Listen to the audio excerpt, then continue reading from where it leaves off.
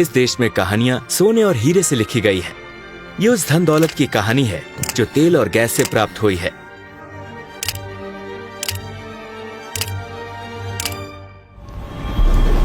Okay, अब सुल्तान यहाँ से गुजरेंगे। क्या आप ये भीड़ देख रहे हैं? वो सभी यहाँ सुल्तान से मिलने आए हैं। वो जिस भी शहर में जाते हैं वो शहर बंद हो जाता है। बड़ी संख्या में लोग आए हैं। दक्षिणी ब्रुनेई में स्थित इस शहर के लगभग सभी लोग, हम सभी मलेशिया की सीमा पर खड़े हैं, बिल्कुल सीमा पर। एक ऐसा देश जिसका नाम कई ऐतिहासिक कहानियों से जुड़ा हुआ है। वो अभी अभी हेलीकॉप्टर से बाहर निकले हैं, सोने से सुशोभित मस्जिद से लेकर सुल्तान पैलेस तक। सुल्तान के लिए आयोजित इस भव्य स्वागत को देखो।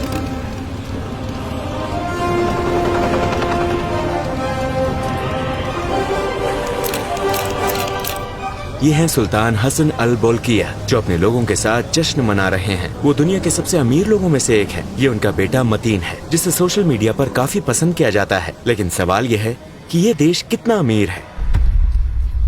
तेल और गैस। आज हम एक अद्भुत देश में पहुंचे हैं, ब्रुनेई, शांति का निवास। दक्षिण पूर्व एशिया में दुनिया के तीसरे सबसे बड़े आइलैंड पर सिंगापुर और दुबई जैसा एक ऑर्गेनाइज्ड देश, और इसके सुल्तान का महल दुनिया के सबसे अमीरों में से एक। आखिरकार दोस्तों, हम ब्रुनेई पहुंच गए हैं। ये दुनिया के सबसे अमीर देशों में से एक है। एक ऐसा देश जिसका नाम कई ऐतिहासिक कहानियों से जुड़ा हुआ है। शरिया बिल्डिंग। 2019 में इस्लामी शरिया लागू करने के लिए उनके निर्णय ने पश्चिमी देशों में खूब सुर्खियां बटोरी, लेकिन यहाँ पहुँचना काफी मुश्किल है। इसका वीजा हासिल करने में 3 महीने का समय लगता है। इसलिए मैंने ट्रांजिट वीजा लेने का फैसला किया, जिससे मैं यहाँ सिर्फ 72 घंटों तक रुक सकता हूँ। ब्रुनेई। हम अभी अभी ब्रुनेई पहुँचे हैं हमारे दोस्त अहमद के साथ। आप ब्रुनेई में रहते हो? हाँ। आप क्या करते हो?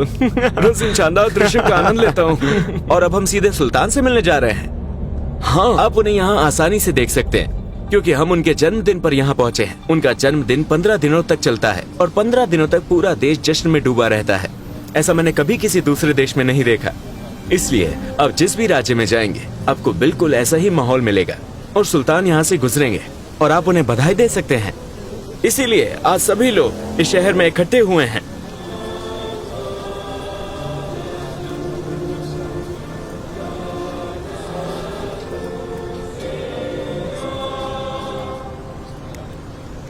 आज पूरा देश जश्न मनाता है और नए बाजार खुलते हैं। क्या आप ये पीले बैनर देख रहे हैं? सभी दुकानों पर ये पीले बैनर लगे हैं जिन पर लिखा होगा हैप्पी बर्थडे। बेशक यहाँ आपको साफ सड़कें मिलेंगी। ये बिल्कुल सिंगापुर जैसा या दुबई जैसा लगता है। देखो, इसकी सड़कें साफ और बहुत हाई क्लास लग रही हैं। ये एक विकसित देश है। उन्होंने 2019 में 30 किलोमीटर लंबा एक पुल बनाया है। आप इसका दूसरा छोर बिल्कुल भी नहीं देख सकते। ये ब्रुनेई के अंदर मौजूद 2 द्वीपों को जोड़ता है। लेकिन भगवान की इस देश पर बहुत कृपा दृष्टि रही है। भगवान ने उन्हें तेलों का भंडार देकर समृद्ध बना दिया।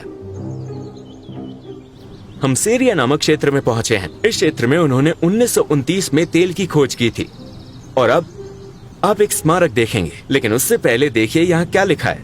All provider 1930। उन्होंने एक मस्जिद की तस्वीर लगाई है और एक तस्वीर जिसे पंप जैक के नाम से जाना जाता है। उन्होंने 1929 में शेल कंपनी की मदद से यहाँ तेल की खोज की। और इस स्मारक को देखिए, क्या आप इसे देख रहे हैं? ये उस जश्न का प्रतीक है जब उन्होंने 1 बिलियन बैरल तेल निकालने में सफलता हासिल की। यहाँ दक्षिण चीन सागर के पास गैस के अलावा तेल इस देश की आय का मुख्य साधन है। और इस स्मारक के शीर्ष पर क्या है? ये समृद्धि का प्रतीक है जो इस देश को तेल से प्राप्त हुआ। ये 2 लाइन्स तेल के प्रवाह का प्रतीक है। ब्रुनेई, शांति का निवास। क्या आपको शेल गैस स्टेशनों के बारे में पता है? जो तेल की एक कंपनी है, ये एक ब्रिटिश कंपनी है। वही इस देश में तेल निकालती थी। इस पूरे देश में शेल यहाँ की एकमात्र गैस स्टेशन कंपनी है। एक अरब बैरल का जश्न। ये बहुत छोटा देश है और इसके 2 अलग अलग हिस्से हैं। इस आइलैंड को बोर्नियो कहा जाता है। ये दुनिया का तीसरा सबसे बड़ा आइलैंड है। इन 2 हिस्सों के बीच मलेशिया है। दूसरी ओर जाने के लिए आपको बॉर्डर पार करना पड़ता था। इसलिए उन्होंने 2019 में इस पुल का निर्माण किया। ये एक अनोखा पुल है जो 30 किलोमीटर लंबा है। अपने चरम पर ब्रुनेई की सल्तनत फिलीपींस, वियतनाम और मलेशिया के एक बड़े हिस्से तक फैला हुआ एक विशाल साम्राज्य था। फिर 100 वर्षों तक इस पर ब्रिटेन का कब्जा रहा और तेल की खोज बाद में हुई। ये 1984 में ब्रिटेन से आजाद हुआ। और अब इस देश में जो भी बचा है वो है ब्रुनेई, शांति का निवास। 1984 में ब्रिटेन से आजाद होकर 5 लाख की आबादी वाले इस देश ने कई तरीकों से दुनिया को आश्चर्यचकित किया, खासकर धन और समृद्धि के मामले में। साथ ही सुल्तान के बेटे और बेटियों की भव्य शादी समारोहों से, जिसमें लाखों डॉलर खर्च किए गए थे। इसी तरह सुल्तान की सोने में रुचि और अपने व्यक्तिगत जीवन में उसका उपयोग। उनके पास हजारों निजी वाहन और कई प्राइवेट जेट हैं जो सोने से जड़े हैं। ये सब रातों की कहानियों की तरह लग रहा था। तभी सुल्तान ने इस्लामी शरिया लागू करने, सीमाएं तय करने और शराब पर प्रतिबंध लगाने का फैसला किया। इस देश में कहानियां सोने और हीरे से लिखी गई है। ये उस धन दौलत की कहानी है जो तेल और गैस से प्राप्त हुई है।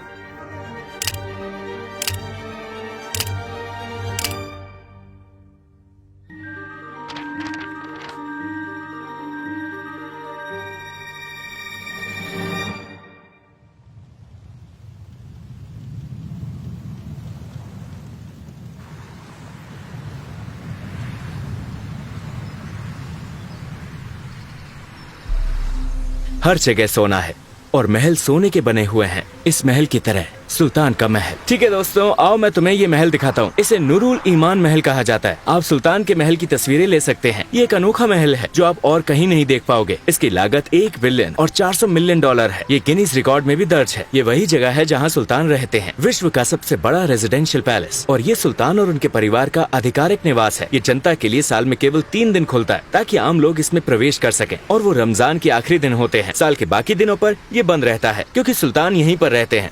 1788 कमरों के साथ इसका क्षेत्रफल 2 लाख वर्ग मीटर है। इसमें एक डिनर हॉल है जहां एक साथ 5000 लोगों की मेजबानी की जा सकती है। और यहाँ एक मस्जिद भी है जिसमें 1500 लोग आ सकते हैं। इनके गैरेज में 110 कारें रखी जा सकती हैं। उनके पास सोने के कमरे हैं। माशाअल्लाह, अल्लाह उन सभी को सलामती दे। बिल्कुल 1001 रात की ऐतिहासिक कहानियों की तरह वो यहीं मेरे पीछे रहते हैं। लोगों द्वारा बताई गई ऐतिहासिक कहानियों में से एक। सब कुछ सोने का है। ये राजघराने का म्यूजियम है। क्या आप इस शाही बग्गी को देख रहे हैं? ये बग्गी पूरी तरह से सोने से जड़ी हुई है। ये गोल्डन सुल्तान बग्गी है। जब उन्हें सुल्तान का ताज पहनाया गया, यानी अभी के सुल्तान को, तब 40 से ज्यादा लोगों ने उन्हें इस बग्गी पर उठाया था। कल्पना कीजिए, ये सोने का शो था। इन बाघ के सिरों को देखो, सब सोने के हैं। एक घेरा हुआ है, आप इस लाइन को पार नहीं कर सकते। ये देश बहुत शांत और अमन पूर्ण है और लगभग खाली है। ऐसा लगता है कि ये दुनिया का सबसे शांत देश है।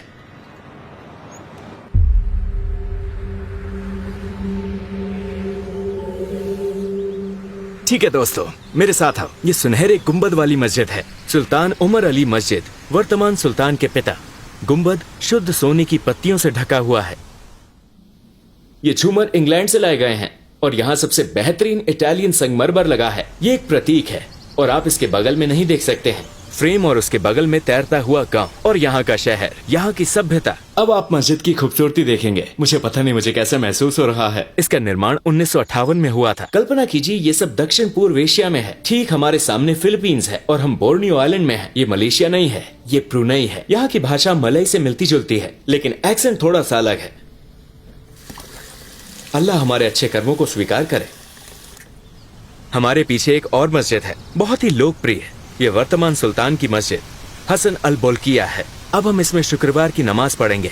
ब्रुनई में मुसलमानों की संख्या 78% है। ब्रुनई शांति का निवास। इसके आंगन कितने सुंदर हैं, जैसे पुराने समय में अंडालूसिया हुआ करता था। अस्सलाम वालेकुम, अस्सलाम वालेकुम। वो बड़ी संख्या में है, लेकिन अरबी नहीं बोलते, वो मलय भाषा बोलते हैं। देखिए, जब आप अंदर प्रवेश करते हैं तो आपको ये दिखाई देगा, एक फव्वारा। नंबर 29 याद रखें। जब सुल्तान को ताज पहनाया गया तो वो 29वें थे, लेकिन वहां छोटी मीनारें हैं, ठीक 20 मीनारें।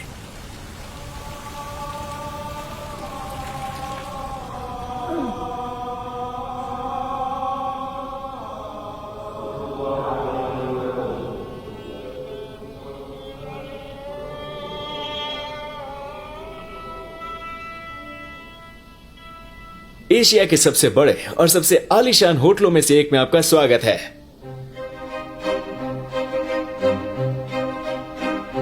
इसे एम्पायर कहा जाता है, एक साम्राज्य। इसमें 360 कमरे हैं। ये कोई सामान्य होटल नहीं है। सन 2000 में इसे एक आवासीय होटल बना दिया गया। ये होटल एक समय दुनिया के सभी राष्ट्रपतियों की मेजबानी करता था और इससे दक्षिण चीन सागर का दृश्य दिखता है। एक इलाका जिसके बारे में हमने आपको बताया था कि वो दुनिया का सबसे खतरनाक इलाका है। उसमें 9 पूल है और सबसे बड़ा, सबसे शानदार सिनेमा विंग।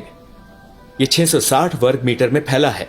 अब तक मैंने देखा हुआ ये तीसरा एस्केलेटर है। कल्पना कीजिए, ये एक मॉल जैसा लगता है। मैंने इतनी बड़ी खिड़कियां कभी नहीं देखी।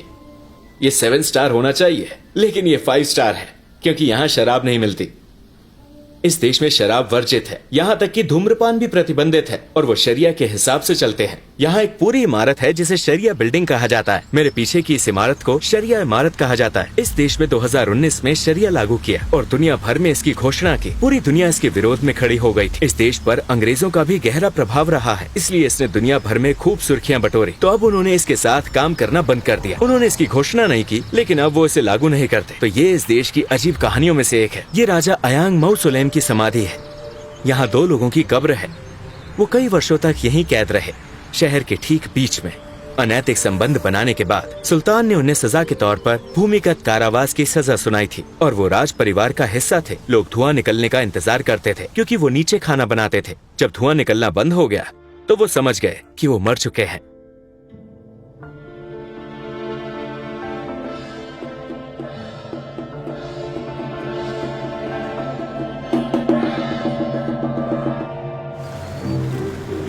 ब्रुनेई में बहुत सारी प्रचलित कहानियां हैं। सबसे पहले इस चट्टान को देखिए। एक छोटा लड़का अपनी माँ के साथ रहता था। उसने यात्रा करने का फैसला किया और वापस आने के बाद अपनी माँ को छोड़ दिया। उसकी माँ ने प्रार्थना की कि उसे दंड दिया जाए। जब वो नाव में था तो ये चट्टान उसकी नाव पर गिरी और उसने उसे मार डाला, जैसे कि आप देख सकते हैं। और यहाँ बहुत भयंकर तूफान और अन्य चीजों के भी किस्से हैं। मतलब यहाँ बहुत सारी प्रचलित कहानियां हैं। हम वाटर विलेज में आए हैं।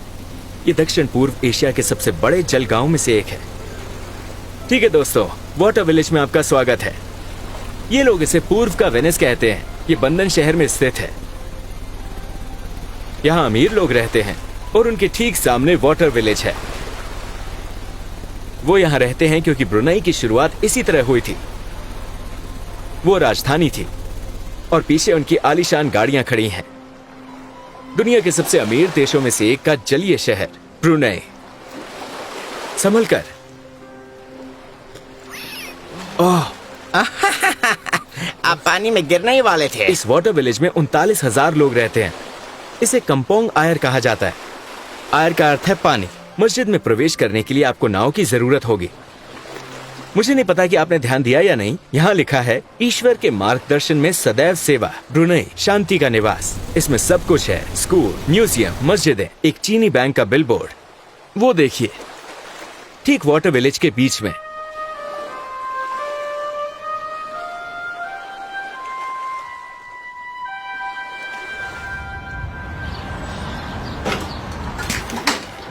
दोस्तों, अब हम नासी कटोक का स्वाद चखेंगे। नासी कटोक ब्रुनेई में काफी मशहूर है। इसमें चावल के साथ चिकन होता है। आपने देखा कि अंदर उन्होंने इसे कैसे बनाया। ये ब्रुनेई के सबसे स्वादिष्ट भोजनों में से एक है और इसे देखते ही मुंह में पानी आ जाता है। चिकन को देखें तो ये KFC जैसा लगता है, लेकिन लोकल में नासी का मतलब है चावल। कटोक का मतलब है दरवाजा खटखटाना, दरवाजों पर दस्तक। टक टक टक। अल्लाह, नासी कटोक, मुंह में पानी लाने वाला। अल्लाह के नाम पर ब्रुनेई के स्वादिष्ट खानों में से एक।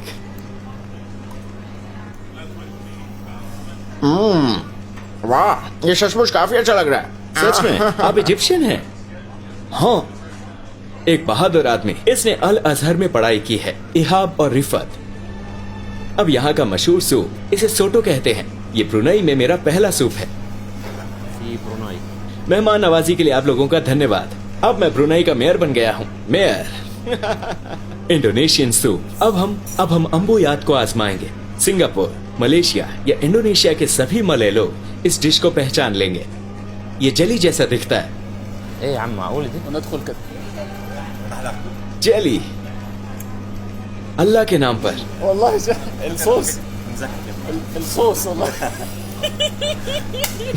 इसका स्वाद अजीब है। पहली बार चखने पर ये अजीब लगता है। इसकी आदत डालनी पड़ेगी। इसको चबाना नहीं है, इसे निगलना है। इसे चबाना नहीं है, इसे निगल लेते हैं, है ना? ये खाने योग्य है। वो इसे रोज खाते हैं, है ना? Malay people do eat. Brunei? अस्सलाम वालेकुम। उन्होंने कहा कि ये बहुत स्वादिष्ट हैं। कल्पना कीजिए, खीरे और मिर्च की चटनी के साथ शुबरमा। बेशक ये सारे उत्सव सुल्तान के जन्मदिन की वजह से हैं। No, brother. From here? No, come on. ये बहुत शांतिपूर्ण लोग हैं, शांत लोग, शांत देश ब्रुनेई, अल्लाह के नाम पर। वाह, ये बहुत स्वादिष्ट है। ब्रुनेई की करेंसी ब्रुनेई डॉलर है और इसका मूल्य सिंगापुरी डॉलर की जितना ही है। इसका मतलब आप यहाँ सिंगापुर डॉलर का भी इस्तेमाल कर सकते हैं। आप एक देश में 2 करेंसी का उपयोग कर सकते हैं। अस्सलाम वालेकुम। Delicious, good. जैसे कि आप देख सकते हैं उन्होंने एक झींगा लाया और अब वो इसे ऐसे मारते हैं, फिर इसे बारबेक्यू करते हैं।